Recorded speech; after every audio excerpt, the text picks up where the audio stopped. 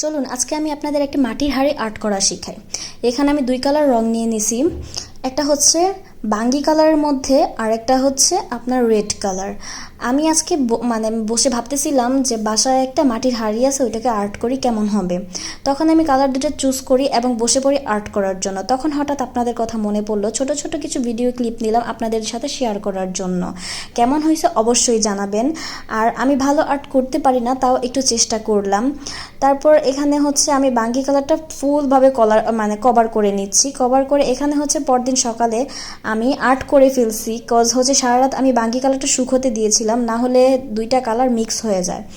তারপর এখানে আমি ফুল কভার করে ফেলছি। আমার একটু মনে ছিল না যে আমি ভিডিও নিব, তারপর হঠাৎ মনে পড়ার কারণেই আমি আবার ভিডিও ক্লিপগুলো নিলাম, জাস্ট একটু আপনাদের দেখানোর জন্য ফাইনাল লুকটা কেমন হয়েছে।